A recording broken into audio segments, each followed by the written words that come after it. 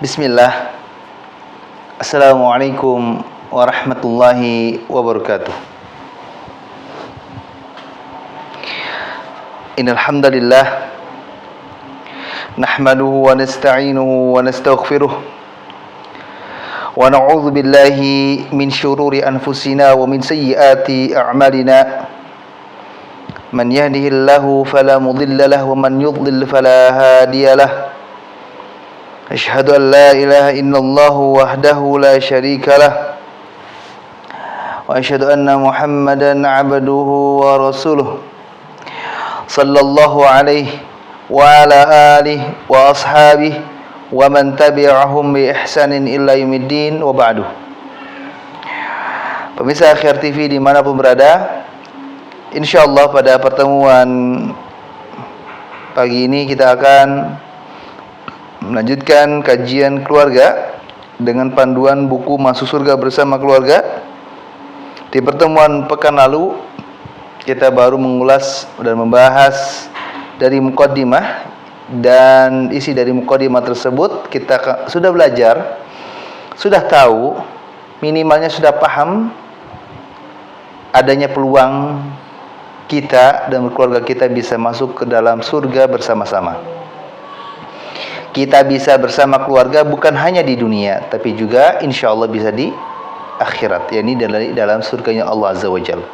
Dan kita berharap pada Allah, semoga Allah memasukkan kita dan keluarga kita ke dalam surga Firdausnya. Amin. Kita masuk pada pembahasan pertama, di bab pertama tentang anakku jadilah sebab orang tuamu masuk surga. Di sini adalah sebuah ungkapan dari seorang ayah atau seorang ibu yang mengharapkan agar orang tua ini bisa masuk surga dengan sebab anaknya, atau berharap pada Allah semoga anaknya ini bisa menjadi sebab orang tuanya masuk dalam surga. Atau bab ini adalah luapan harapan dari hati orang tua yang berkata kepada anaknya, nak, jadilah sebab orang tuamu masuk surga ya. Jangan sebaliknya, jangan sampai kamu menjadi sebab orang tuamu masuk dalam neraka. Waliyadzubillah. Maka mengawali pembahasan ini, saya sekali lagi menyinggung siapa di antara kita yang tidak mau masuk surga.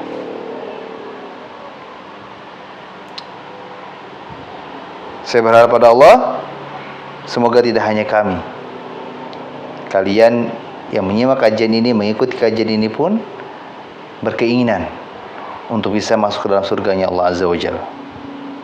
Karena di dalam surga ini penuh dengan kenikmatan, keindahan.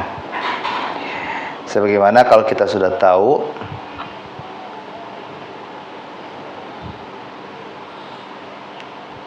di dalam tempat wisata terdapat beragam wahana, terdapat berbagai tempat untuk bersenang-senang. Ada kolam renang, ada panjat tebing, ada roller coaster misalkan, ada aneka satwa misalkan.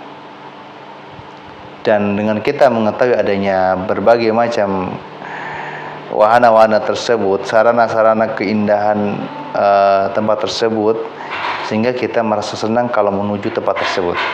Bahkan kita rela mengajak mereka untuk bersama-sama masuk dalam wisata tersebut. Bahkan kita agendakan untuk pergi ke dalam wisata tersebut, karena kita sudah tahu keindahannya. Sekarang gimana kalau kita sudah tahu sekilas tentang keindahan surga yang tidak ada di dunia ini? Semoga antusiasnya melebihi antusias kita dalam berbahagia memasuki wisata yang kita ketahui keindahannya.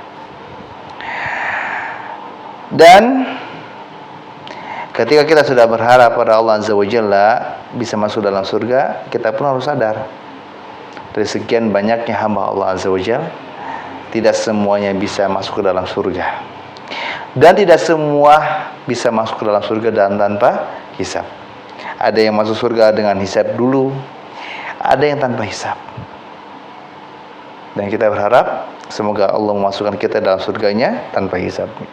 Amin. Karena orang-orang yang akan masuk surga adalah orang-orang yang dikehendaki oleh Allah Azza wa Jalla. Makanya di awal pembahasan saya menyinggung bahwa masuk surga itu standarisasinya dua. Pertama, rahmat Allah yang disebabkan, poin kedua yaitu amal-amal salih yang kita kerjakan. Karena kalau amal salih saja tanpa adanya rahmat Allah, rasanya sangat memungkinkan untuk kita tidak masuk surga. Tapi setidaknya dengan amal-amal saleh yang kita kerjakan, semoga di antara amalan tersebut ada yang Allah terima dan Allah jadikan sebab turunnya rahmatnya kepada kita. Dengan sebab itu kita masuk ke dalam surganya. Amin. Dan sebagai penegasan tentang kenikmatan surga, Nabi Muhammad SAW bersabda, sesungguhnya penghuni surga mereka juga makan dan minum di dalamnya. Mereka tidak meludah, tidak kencing, tidak berak. Bahasa berak untuk bahasanya adalah BAB. Dan tidak juga ingusan. Apa kalau kata orang Sunda itu lehwan. Itu biasanya orang yang sedang flu. Mereka bertanya, bagaimana dengan makanannya? Para sahabat Nabi radhiyallahu anhum ketika menyatakan tentang kriteria penghuni surga, mereka bertanya, kalau penghuni surga itu makan, bagaimana dengan makanannya? Maka Nabi SAW menjawab, itu menjadi sendawa dan keringat yang aromanya seperti minyak kasturi. Seperti kasturi, mungkin tipe aroma yang sangat enak dihirup, yang kalau kata slogan toko-toko refill parfum itu, orangnya nggak ada, baunya masih ada. Ini bisa dicium aromanya kasturi ini dengan jarak yang sangat jauh. Kalau kita merasa takjub dengan adanya parfum harga jutaan yang kalau dicuci tetap ada baunya, minimal 3 hari, 4 hari, 5 hari, ini lebih dari itu. Dan kita lanjutkan, para penghuni surga ini diberikan naluri hasrat untuk bertasbih dan bertahmid, seperti kalian diberikan naluri untuk bernafas. Hadis ini diriwayatkan Imam Muslim nomor hadis 5066. Dari hadis ini kita diperlihatkan tentang surga, di antaranya dari para penghuninya. Para penghuni surga itu sama kayak kita, makan, minum. Bedanya kalau kita makan minum biasanya efeknya adalah kencing atau berak. Kalau penghuni surga tidak. Kalau kita mungkin dari makanan yang kita konsumsi akhirnya membuat produksi air liur kita banyak, akhirnya kita meludah. Sedangkan penghuni surga tidak meludah. Atau mungkin ketika kita ingusan, lelah, flu, ya ingus keluar. Tapi penghuni surga tidak. Karena setiap hamba yang masuk dalam surga di akhirat ini Allah setting. Ya, kalau bahasa otomotif itu benar-benar di set, di bore up sehingga kemampuannya bisa menjadi lebih. Sehingga sifat-sifat manusiawi ketika di dunia itu hilang. Tidak kencing, tidak berak, tidak ingusan, tidak meludah. Bahkan kata Nabi sallallahu alaihi wasallam, dampak dari makanannya itu menjadi sendawa dan keringat yang sangat harum. Sendawa tuh kayak gitu. Itu isyarat kalau kita sudah kenyang biasanya. Dan ternyata selain dari spesifikasi tubuh yang berbeda, Allah Azza wa Jalla pun menghiasi penghuni surga itu dengan diberikan naluri, hasrat, keinginan untuk bertasbih dan bertahmid sebagaimana naluri, hasrat dan keinginannya kita penduduk dunia yang masih hidup untuk bisa bernafas. Tanpa disadari, namanya nafas, kayak seperti saya kalau sekarang sedang bicara, tanpa saya kontrol pun otomatis akan keluar. Nafas dihirup, keluarkan, hirup, keluarkan lagi. Inilah hebatnya Allah. Kalau kita nafas harus kita kontrol terus, repot kita nanti bicaranya tersendat-sendat, gitu kan? Apalagi sedang membawakan suatu materi seperti ini, pasti akan sulit. Tapi inilah diantara hebatnya Allah Azza wa Jalla. Masya Allah, la quwwata illa billah.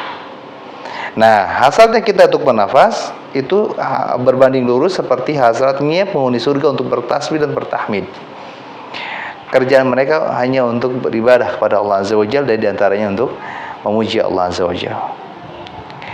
Inilah yang membedakan penghuni surga dan penghuni dunia. Semoga kita yang saat ini menjadi penghuni dunia, Allah jadikan menjadi penghuni surga. Amin. Kemudian perlu kita ketahui juga bahwa semua kenikmatan dan kebahagiaan yang diinginkan oleh manusia di dunia, semua itu akan ada di surga. Semua hal yang diharapkan oleh kita yang masih hidup di dunia ini sudah Allah sediakan di surga. Sebagaimana Allah Azza wa Jalla berfirman, "Walakum fiha ma tashtahi anfusukum walakum fiha ma tad'un." Kata Allah, di dalam surga itu kalian akan mendapatkan segala kenikmatan yang kalian inginkan dan memperoleh segala kenikmatan yang kalian minta. Quran Surah Fussilat ayat 31. Maka di bab ini, di materi tentang masuk surga bersama keluarga ini, terdapat suatu tanbih, peringatan, dan sekaligus penjelasan untuk para orang tua dan untuk para pemuda dan pemudi yang belum dan akan menikah, bahwa dalam mendidik anak itu tidak semudah yang kita bayangkan dan tidak sulit yang kita sangkakan. Saya ulangi, bahwa mendidik anak itu tidak semudah yang kita bayangkan dan tidak sesulit yang kita sangkakan. Karena mendidik itu mengandung dua unsur. Pertama, mencontohkan dan mengajarkan. Pertama, mencontohkan, ini butuh akhlak karena untuk diperlihatkan kepada anak.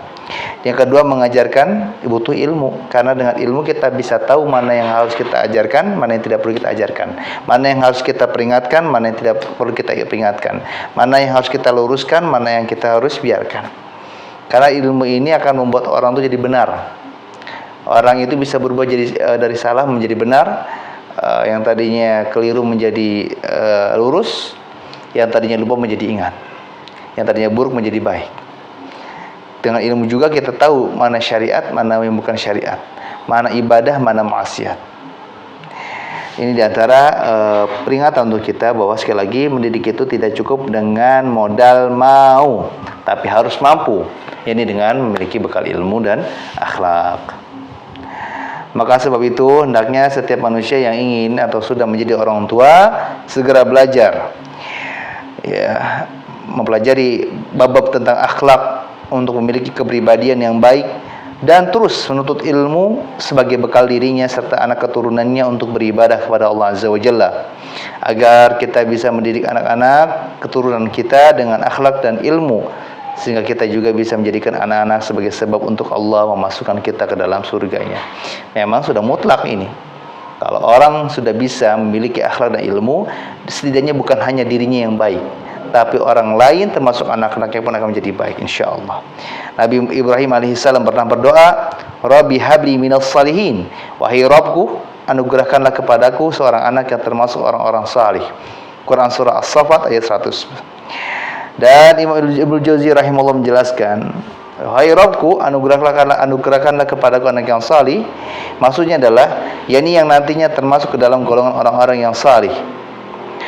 Nabi Ibrahim alaihissalam salah satu manusia yang Allah muliakan dengan menjadi seorang nabi, dan sudah menjadi orang mulia pun Nabi Ibrahim alaihissalam berdoa kepada Allah, meminta agar diberikan anak yang termasuk orang-orang yang salih.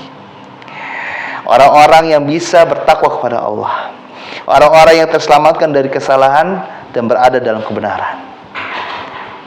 Tentu menjadi solih ini syaratnya ada dengan akhlak dan ilmu. Solih kepada Allah, dia tahu aturan-aturan yang harus dikerjakan dan mana yang harus ditinggalkan.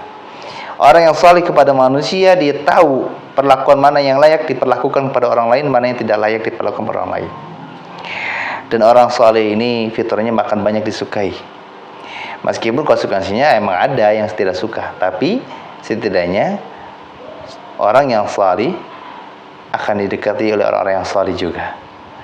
Tidak akan pernah rugi bergaul dengan orang yang soleh. Bahkan kata Nabi Sallallahu Alaihi Wasallam, sebaik-baik harta adalah harta yang dimiliki oleh orang saleh. Karena ketika dia punya duit, punya harta, pasti insya Allah akan diperlakukan, dibelanjakan, digunakan, dimanfaatkan untuk hal-hal yang baik juga. Makanya kalau kita mungkin ada kebutuhan membeli barang, kita ada dua pilihan. Satu mungkin dekat tapi dia tanda kutip sepertinya tidak terindikasi sebagai orang yang menjalankan syariat dan tidak termasuk orang-orang yang salih secara indikasi ya. Kita juga bisa menilai karena mungkin jarang ke masjid atau mungkin dia tidak menutupi aurat misalkan. Tapi yang satu, ada orang yang jualan produknya sama, dia insya Allah salih. Kenapa? Dia patuh, salat 5 waktu ke masjid, menutupi aurat, bicaranya santun, akhlaknya juga baik. Maka meskipun jaraknya agak jauh, sebaiknya jajannya atau belanjanya ke tempat orang yang saleh tersebut. Setidaknya itu bisa menjadi sarana membantu dia untuk beribadah kepada Allah dengan hartanya. Perkataan Ibnu Jauzi tadi bisa dilihat dalam kitab Zadul Ma'asir jilid 7 halaman 71. Sehingga yang dimaksud dengan keturunan salih, yakni mereka yang bisa membantu orang tuanya semakin taat dan dekat kepada Allah Azza wa Jalla, bukan sebaliknya, bukan malah yang membuat maksiat orang tuanya, bahkan yang membuat jauh dari Allah. Setidaknya sama seperti prinsipnya istri yang salih, yakni yang membantu urusan akhirat suaminya. Termasuk anak yang salih adalah anak yang membantu urusan akhirat orang tuanya. Kalau anak ini membuat orang tuanya rajin sholat, rajin puasa, rajin baca Quran, atau mungkin mengerjakan amal saleh secara umum, dimudahkan dia, orang tua ini tetap bisa membantu orang lain, membantu saudaranya, membantu orang tuanya, berbuat baik kepada orang lain, maka insya Allah itu menjadi salah satu indikasi anaknya termasuk anak yang salih.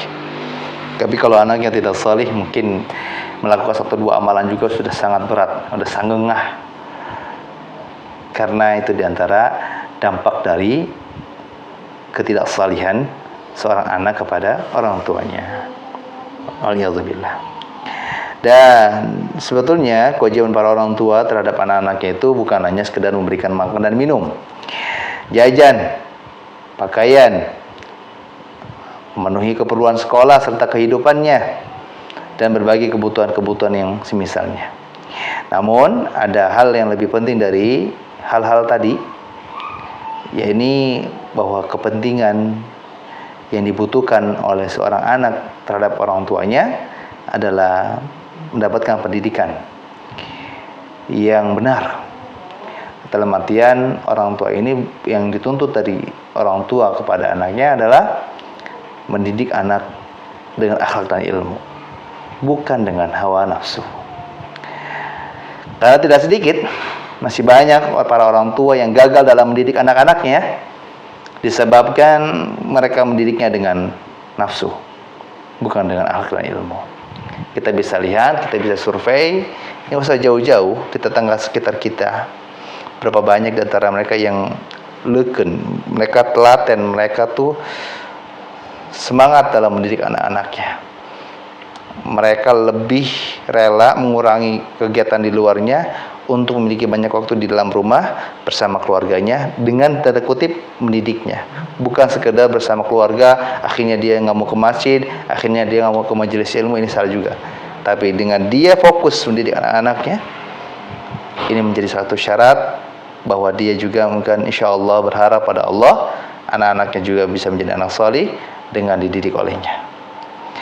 Karena di sini pembahasannya bukan berarti orang tua harus mendidik anaknya secara langsung, bukan. Maksudnya di sini mendidik ini adalah semua hal yang membuat orang tua ini bisa mendidik, mengarahkan, mengayomi anaknya. Meskipun mungkin dia basicnya bukan seorang guru, dia akhirnya mau menyekolahkan anaknya ke sekolah umum atau ke pesantren. Maka ketika seorang tua ini berharap dan berusaha mendidik anaknya menjadi anak saleh, maka dia juga akan memilihkan sekolahnya sekolah yang baik. Ketika di rumah pun dididik dengan didikan yang baik. Ini yang benar.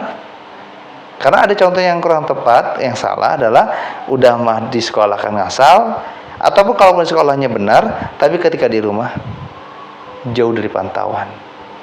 Anak main handphone dibiarkan, tidak dikontrol. Ya, anak dia jalan keluar tidak dikontrol, tidak dipantau. Ini satu hal yang menurut saya satu kesalahan yang kecil, dianggap kecil, malah menjadi besar. Kalau kita memahami masalah itu sebetulnya nggak ada masalah yang kecil. Semua masalah itu besar, karena konsekuensinya juga sangat besar. Sebagaimana tidak ada penyakit yang kecil, semua penyakit besar. Bagi kita yang takut dengan penyakit, kalau kita takut dengan masalah, pasti kita tidak akan menganggap remeh masalah. Sekali lagi, jangan sekali-kali berpikir gimana anak, tapi gimana syariat.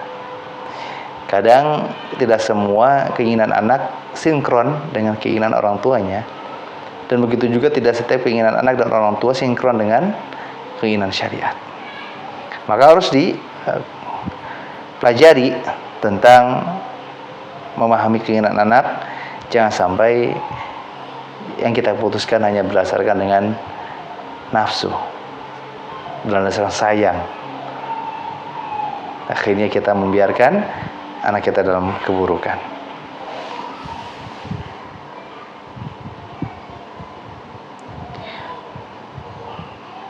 Dan konsekuensi dari kita yang berusaha mendidik keluarga kita, dari istri, anak kita didik, maka ketika kita bisa mendidik diri kita dan mereka menjadi orang yang salih, hal tersebut akan menjadi sebab kita beserta keluarga kita bisa selalu bersama di dunia dan di akhirat. Inilah yang dikatakan masuk surga bersama keluarga. Dan soal tadi mendidik anak dan keluarga itu bukan harus kita tidak bekerja di luar, tidak harus kita berbisnis saja akhirnya kita tidak bisa bekerja, karena kan tidak setiap orang punya basic bisnis ya. Ada yang mungkin dia basicnya bekerja, tapi yang jadi catatan adalah memanfaatkan waktu yang ada untuk bersama-sama mendidik diri dan keluarga menjadi orang yang saleh. Kalau kita pengen bisa bahasa Inggris, posisinya kita sudah bekerja. Kira-kira apa yang akan kita lakukan? Kita akan mengatur waktu. Apakah memungkinkan pulang kerja atau malam selesai Isya kita belajar ikut kursus bahasa Inggris, atau kita mengikuti kelas bahasa Inggris? Semakin tinggi nilai kebutuhan kita terhadap suatu perkara, biasanya keringat yang kita keluarkan untuk mengerjakannya lebih banyak, effortnya lebih tinggi, upayanya makin keras.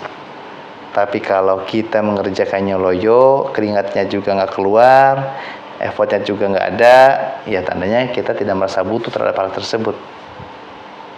Nah, coba dia munculkan. Meskipun saya sibuk, baik itu bekerja atau berbisnis, berdagang, ataupun mungkin sedang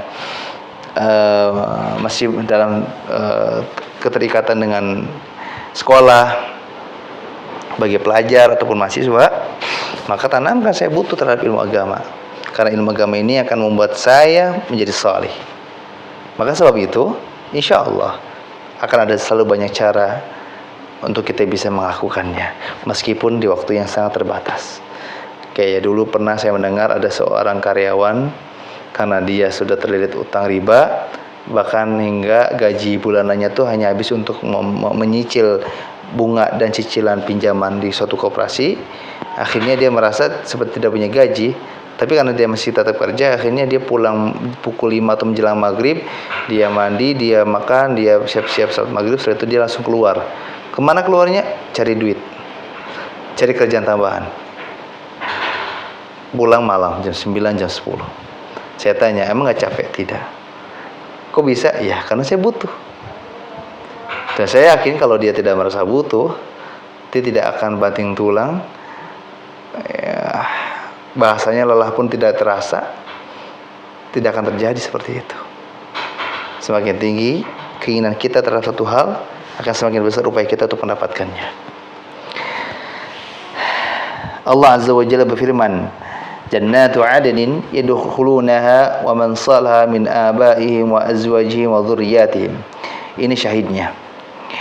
Di dalam surga Aden, mereka masuk ke dalamnya bersama orang salih dari orang tuanya, pasangannya, dan anak cucunya, anak keturunannya. Quran surah Ar-Ra'd ayat 23. Imam Ibnu Katsir rahimahullah berkata, Allah Azza wa Jalla mengumpulkan mereka dengan orang-orang yang mereka cintai di dalam surga, yaitu orang tua, istri, dan anak keturunan mereka yang beriman dan layak masuk surga, agar hati mereka terhibur dan merasa senang. Sampai-sampai Allah Azza wa Jalla mengangkat derajat orang yang rendah menjadi tinggi tanpa mengurangi derajat keluarganya yang tinggi, agar mereka bisa berkumpul di dalam surga dengan sama derajatnya. Masya Allah, la quwwata illa billah. Penjelasan beliau di dalam kitab Tafsir Ibnu Katsir jilid 4 halaman 496. Dan penjelasan tadi ayat surat Ar-Ra'd ayat 23 menjadi syahid, ya, saksi dari pembahasan ini, penguat dari pembahasan ini tentang masuk surga bersama keluarga. Allah sendiri yang menyatakan bisa. Kita bukan hanya bisa berkumpul dengan istri kita, bukan hanya bisa berkumpul dengan anak kita, kita pun bisa berkumpul dengan orang tua kita dengan syarat sama-sama salih.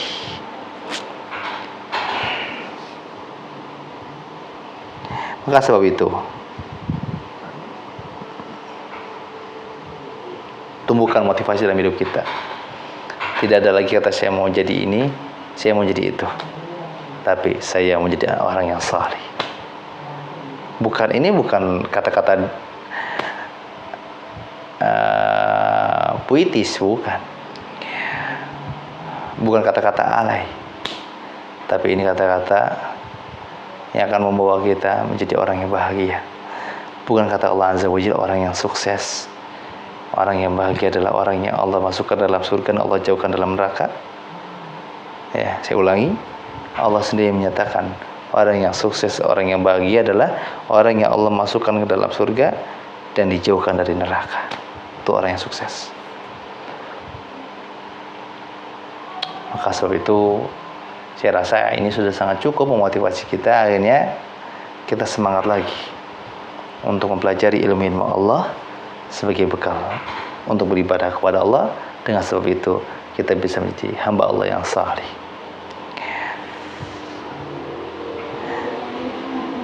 Melihat konsekuensi yang sangat besar menjadi orang yang saleh, mendidik keluarga menjadi orang yang saleh, maka kita harus mengetahui tahapan dan proses yang harus kita kerjakan, yang kita lakukan, agar kita dan keluarga kita bisa menjadi orang-orang yang saleh, sehingga kita bisa selalu berkumpul bersama keluarga di dunia dan di akhirat. Ya, ada tahapan-tahapan yang harus kita ketahui, yang harus kita pelajari agar kita bisa menjadi orang yang saleh. Di antaranya yang harus kita lakukan pertama, kita harus meyakini dan mengetahui bahwa mendidik adalah tanggung jawab orang tua. Di sini saya menyatakan, di buku ini saya katakan, kalau kita memang sudah fix, kita sepakat, kita mau menjadi orang yang saleh, kita pun harus mau mendidik anak-anak kita, istri-istri kita, dan orang tua kita menjadi orang yang saleh. Kita harus menyadari, mendidik adalah tanggung jawab orang tua.